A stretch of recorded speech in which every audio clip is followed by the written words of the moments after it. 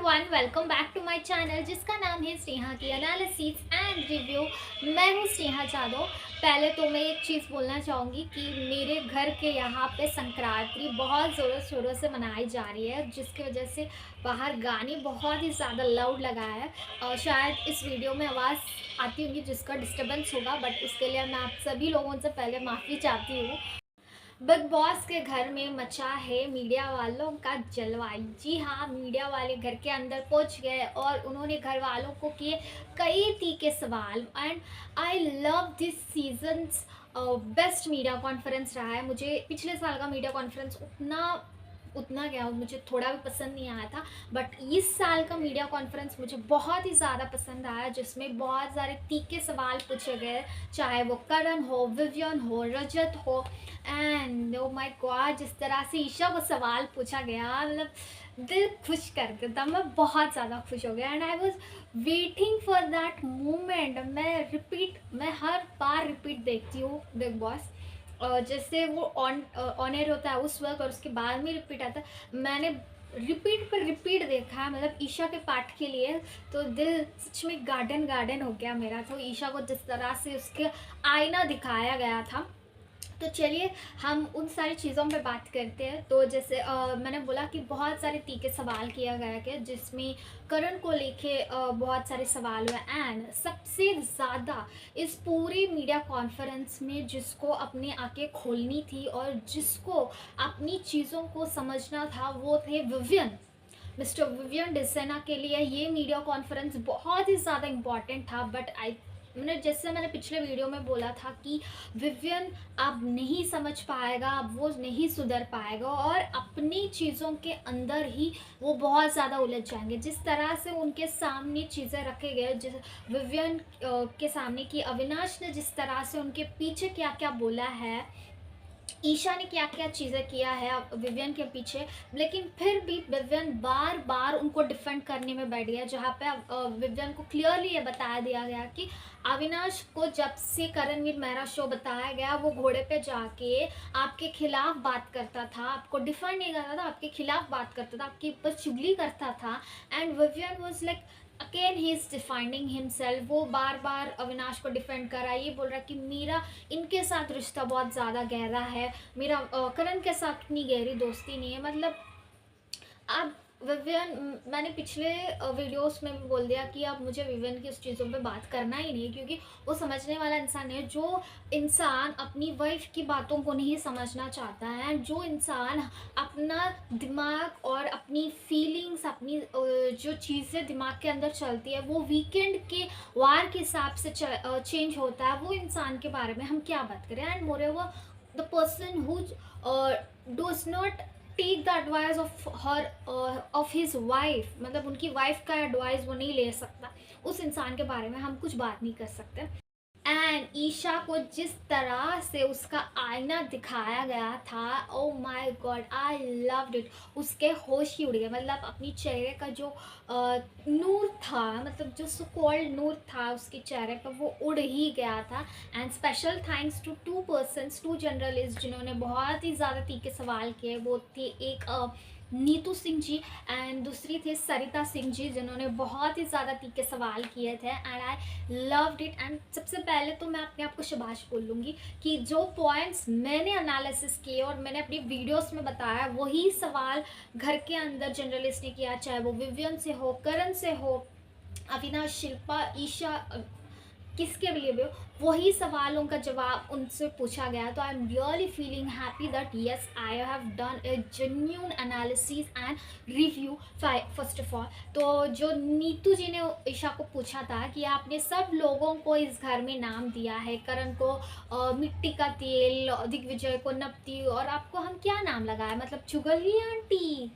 हाँ, तो जिस तरह से एंड उन्होंने एक चीज़ की क्लैरिटी बहुत अच्छे से दी, वो ये था कि आपने जिस तरह से करण के ऊपर ये बोला था कि उसने बुलाया था, एक हुआ था भालू वाला टास्क जिसमें वो करण को इशारे करके अपने पैरों से बुला रही थी वहाँ पे बैठो, ऐसा कुछ, और जिसके ऊपर उसने रिवर्स अविनाश और रजत के सामने इसका विपरीत ही कुछ बोला था, और जिसके ऊपर मैडम ने जब ये सवाल किया गया था और ईशा का जवाब इस पे ये था कि मुझे उतना याद नहीं है, मैंने शायद कुछ शब्द यहाँ वहाँ कर दी। और लोग आईएसओ वाले देख के आए हैं ईशा, तो अपने जवाबों को इतना मिसमैच मत करो। तो उन्होंने क्लियरली बोला, कोई ही कंफ्यूजन नहीं था, अपनी क्लियरली कॉन्टेक्स्ट चेंज करके उनके सामने रखा गया है। वाह, मतलब मज़ा आ गया। और दूसरी जो सरिता सिंह की मैंने बात की थी, उन्होंने ईशा का एक बहुत ही अच्छा सा उनका गेम समझा दिया कि ईशा, जैसे बिग बॉस ये रिश्तों का शो बताया गया है, जिसमें ईशा ने अपने जो रिश्ते बनाए हैं उसके ऊपर उन्होंने क्लैरिटी दी। उन्होंने एक चीज़ बोला कि कॉम्बो फ्लाइट में आप चला रही हो, और कॉम्बो पैक में आप चला रहे हो जिसमें 4 मास्टरमैन, सॉरी 1 मास्टर ब्लाइंड है, तो वो मास्टर ब्लाइंड विवियन है। क्योंकि 4 खंडे जिन्होंने बात की, प्रेम वाला रिश्ता जिसने अविनाश के साथ उसने बनाया है, दोस्ती का रिश्ता उसने विवियन के साथ, दुश्मन का रिश्ता करण के साथ, भाईचारे का रिश्ता रजत के साथ, यानी कि 4 काबिल लोग जिसमें से एक नाकाबिल बन गया है मिस्टर विवियन। उन चारों को खंदा पकड़ के आपने इस तरह का गेम खेला है, और बिग बॉस की लाडली बोलकर जिस तरह से उन्हें लथाड़ा है सरिता जी ने ईशा को। I love you Sarita ji, I love it. And उन्होंने अविनाश को भी ये बोला है कि आपने बहुत ही अच्छा रट्टा मार के इस घर में आ चुके हो, लेकिन आपका नंबर भी हमें दीजिएगा। आपकी तरह से लोग हमारे जर्नलिस्ट जिसमें चाहिए, जिस पे अविनाश का एक ओवर कॉन्फिडेंस, आपको गुस्सा आता है, आपको ये आता है वो आता है। अविनाश सबको सब चीज़ें आते हैं, लेकिन आप जिस तरह से चीज़ें करते हो शो के लिए, आप जिस तरह से आपने किए हो वैसा कोई नहीं करता। आप जिसे दोस्त मानते हो, आप दोस्त कहते हो, अनडिफाइंड दोस्ती आप बोलते हो, और उसी के दोस्त के ऊपर आप अनडिजर्विंग विनर आप घोषित करते हो, इसके लिए हम खेल रहे हैं, ये डिज़र्व नहीं करता, विनर बनने का लायक नहीं है, और उनके दुश्मन के साथ आप बैठ के उसकी बुराई करते हो, ये कोई नहीं करता। ये अनडिफाइंड दोस्ती नहीं होती है जिस तरह से आप जवाब दे रहे थे। एंड अविनाश की एक एटीट्यूड था, एक ओवर कॉन्फिडेंस था। भाई अविनाश तुम्हें ले डूबेगा। अविनाश जिस तरह से वीकेंड के बाद से और भी ज़्यादा जो चीज़ें कर रहे थे, उससे आपको पता ही होगा कि रावण की स्टोरी, रावण महादेव के बहुत अच्छे भक्त थे, बहुत प्रिय भक्त थे, लेकिन जब उनका घमंड जो सर चढ़ के बोला तो उनका वध हो गया था। आई थिंक सेम चीज़ अविनाश के साथ भी होने वाला है, आई थिंक हो भी चुका है। क्योंकि जिस तरह से उन्होंने एक मीडिया से एक मीडिया पर्सन ने उनसे बोला था, जब आप आए थे बहुत ही ज़्यादा अच्छे थे, अब आप पुस्की बॉम्ब बन गए, जिसके ऊपर अविनाश ने उनको जवाब देना नहीं, उनको एक समझाता एक आंसर देने की जगह पे उन्होंने बोला accepted, see you in the finale. Wow, confidence होनी चाहिए, लेकिन ओवर कॉन्फिडेंस नहीं होनी चाहिए जो आपको डुबा देगी। यही लोग आपके बाहर के सवालों को यहाँ पे अंदर प्रेजेंट करते हैं अविनाश, और आप उनको इस तरह का एटीट्यूड दे रहे हो और ये कह रहे हो उनके जाने के बाद कि ये लोग ऑडियंस नहीं, ये मीडिया वाले हैं। तो इतना आप रट्टा मार के आए बिग बॉस के शो को, तो इतना तो रट्टा मार के आ जाते, इतना देख के आ जाते कि ये जो मीडिया वाले अंदर आते हैं तो वो कहीं ना कहीं बाहर की चीज़ें, बाहर के सवाल, बाहर का आपका इमेज को ही सीधे करने आता है, जो आई थिंक ये आप रट्टा मारना भूल गए, या फिर आप मारना नहीं चाहते हो क्योंकि आपको लगता है कि बिग बॉस आपके फेवर में है, सलमान सर आपके पॉकेट में है, क्योंकि उन्होंने वीकेंड के बाद में आपको रुकाया नहीं। जब करण बात कर रहे थे, अविनाश बार बार बात कर रहा था, and the smile, that smile, मैं क्या बोलूँ, अब वो स्माइल जो कर रहे थे, और वो बार बार ये अविनाश बोल रहा था, अगर सलमान सर बोलेंगे मैं रुक जाऊँ, सलमान सर बोलेंगे तो मैं रुक जाऊँगा। और सलमान सर नहीं बोल रहे थे, पता नहीं क्यों नहीं बोल रहे थे, अदर वो अविनाश को सही मान के वो बोलना रोकने के लिए नहीं बोल रहे, या फिर दूसरा चीज़ होता था कि अविनाश को उतना इम्पोर्टेंस देना ही नहीं चाहते सलमान सर की, उन्होंने नहीं बोला है। ये 2 चीज़ें होती है, बट अविनाश ने वो पहली चीज़ लिया है। तो भाई इस तरह से अविनाश को इवन कॉन्फिडेंस जो बढ़ गया है, तो ये और कॉन्फिडेंस अविनाश को डुबा ही ले जाएगा, इससे कोई चेंज तो होने वाला नहीं है। And I like the way how Karan has given each and every answer to the media. जिस तरह से उनके ऊपर सवाल हुए हैं, चाहे वो बुरे भी सवाल हो, अच्छे सवाल हो, लेकिन जिस तरह से करण ने इस पूरी मीडिया कॉन्फ्रेंस को एंजॉय किया, अपने सवालों को जवाब दिया, I love that way, and he enjoyed that way, रजत के ऊपर भी बहुत सारे तीखे सवाल किए गए, जिसमें उन्हें एक सवाल पूछा गया कि आपके बाहर के केसेस इतने बहुत गहरे क्या केसेस है, और उसके बावजूद आप इस घर में आपने वो कंटिन्यू रखा, आपने गुंडागर्दी जिसमें अविनाश को आपने और दीवार को ये कर दिया था, दिग्विजय के साथ आपने हाथापाई की है, करण विवियन को आपने धमकी दी है, तो इस तरह की चीज़ें आपकी कंटिन्यू रही है।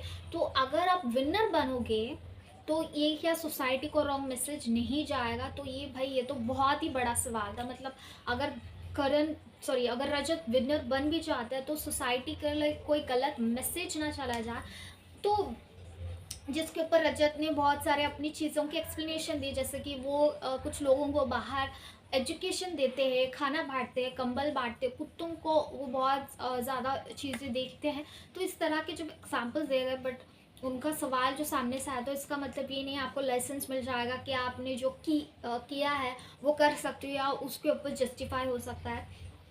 See coming to me, I don't know, मैंने पहले ही बोला था कि मैं रजत को नहीं जानती हूँ, उनके केसेस नहीं जानती हूँ, कुछ नहीं जानती हूँ। और घर के अंदर जितने भी केसेस के बारे में बात हुई है उसके ऊपर भी मैंने कभी भी रजत के लिए मैंने रिसर्च भी नहीं किया है। सो आई रियली डोंट नो कि रजत ने गलती किया है या नहीं किया। And coming I will only speak about this house.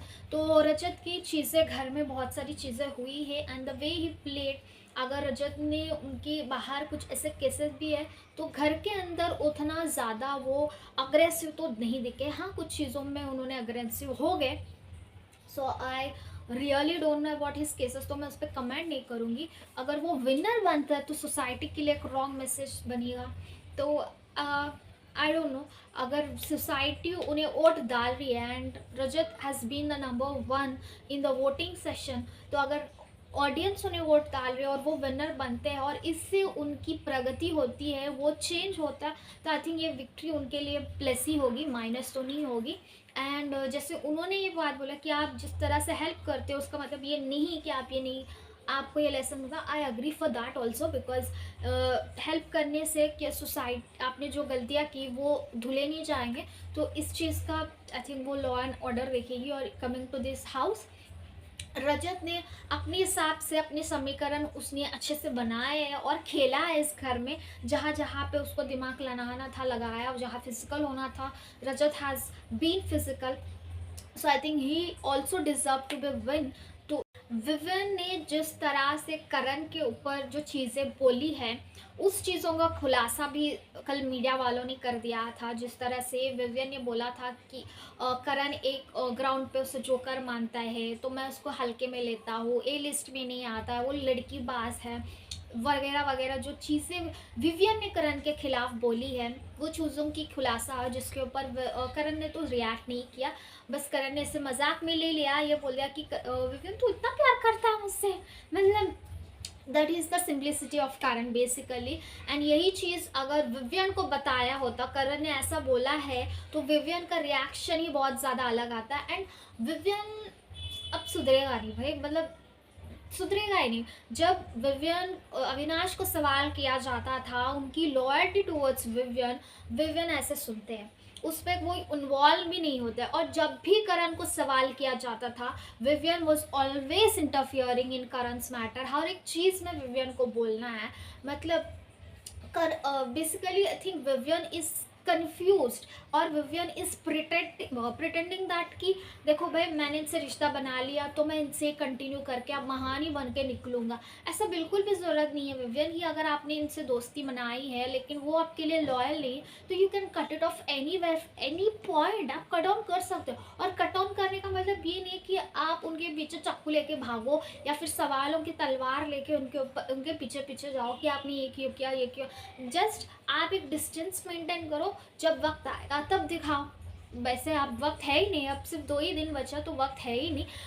Vivian डूब गया और आई डोंट थिंक कि Vivian now deserves to be a winner. In my opinion, Vivian does not deserve to be a winner because the person who changes his opinions according to the weekend sawar, so I don't think he deserve to be a winner. And जो इसको बार बार आईना दिखाया जा रहा है कि आप गलत संगत में हो और उन्हीं को वो डिफाइन करता जा रहा है, तो he is not at all a person who stands on his opinion, तो मेरे लिए वो विनर है ही नहीं। And coming to Isha, Isha is the most vamp person, जिसको वैम्प भी बोला गया है वो, और उसी चीज़ को वो बहुत ही ज़्यादा ये करी। और अविनाश, अविनाश शुरुआत में बहुत अच्छा था, बाद में वो बिगड़ गया, अब पूरा ही बिगड़ गया। अब उनके उसके नाश का वे में अविनाश जा रहा है, मतलब अविनाश बिकम नाश वे, अब वो नाश के वे में जा रहा है, अपना नाश देखेगा वो खुद भी। see you in the finale week, so let's see him in the finale week, what will happen to him। और वो उस चीज़ से वो बाहर आने के बाद भी यही बोल रहा है कि करण मेरे नज़र में गिर गया।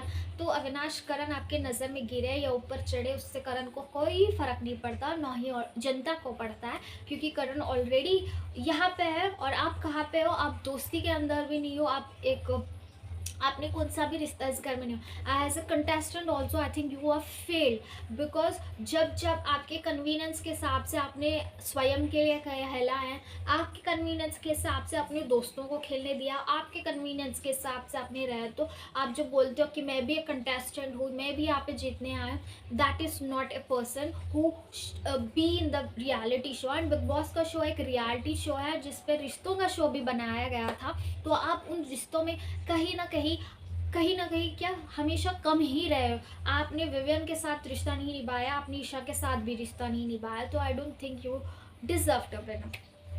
सी, आपको क्या लगता है बिग बॉस का विनर कैसा होना चाहिए? यू नो, बिग बॉस का घर एक रियलिटी शो है, मतलब आप जैसे हो आप वैसे रहने वाला शो है। जिस तरह से आपके घर के अंदर आपके टास्क दिए जाएंगे, मतलब दैट आर द ऑब्स्टैकल्स, आप कैसे सिचुएशन में कैसे रहते हो, अपने लिए कैसे रहते हो, अपने दूसरे लोगों के लिए कैसे रहते हो, अपने दोस्तों के लिए, अपने दुश्मनों के लिए, that is what all big boss house. And इस घर में अगर कोई इस सारी चीज़ों को जिया है, मेरे हिसाब से that is one and only the Karan Veer Mehra, जिन्होंने ये शो को पूरी तरह से जिया है।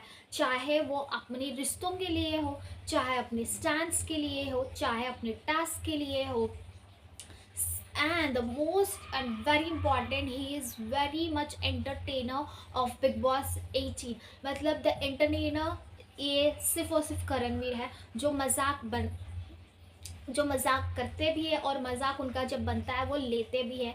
जिल्लत उन्होंने सहा है, and the way he played this game, मतलब फिजिकल हो, मेंटली हो, smart, intelligent, everything full of package of big boss winner material, वो करणवीर मेहरा इस शो में। मेरे हिसाब से, आपको हिसाब से कौन है, आप उन्हें वोट डाल लीजिएगा, बट मेरे हिसाब से ये है क्योंकि बिग बॉस के घर में हर सिचुएशन बहुत ज़्यादा इंपॉर्टेंट है। और करण ने अब तक किसी भी वीकेंड के वार के हिसाब से अपना डिसीजन चेंज नहीं किया है, और ना ही वीकेंड के हिसाब से अपना गेम को चेंज किया है। अच्छा इनका ये चल रहा है तो मैं ऐसा करूँगा, ऐसा कभी करण ने नहीं किया है, बल्कि उनके हिसाब से हर वीकेंड का वार चेंज हुआ है। यानी कि लास्ट वीकेंड के वार में भी करण का ही चर्चा था, मतलब विदाउट करण इस घर में शायद ना अविनाश, ईशा, विवियन, किसी को भी कोई भी टॉपिक मिलता बात करने का।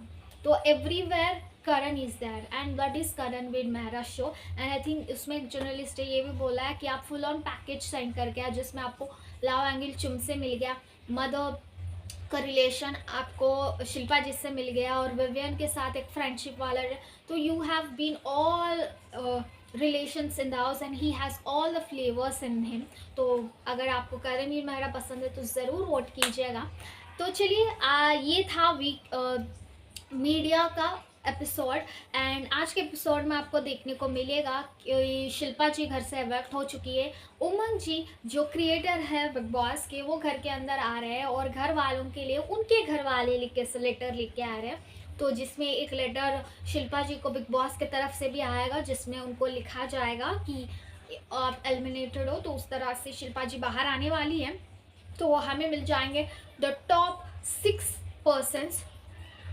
तो अगर आपको मेरा ये रिव्यू पसंद आया तो ज़रूर लाइक कीजिएगा, कमेंट कीजिएगा एंड सब्सक्राइब कीजिएगा मेरी चैनल को। Until then signing off for today, Sneha.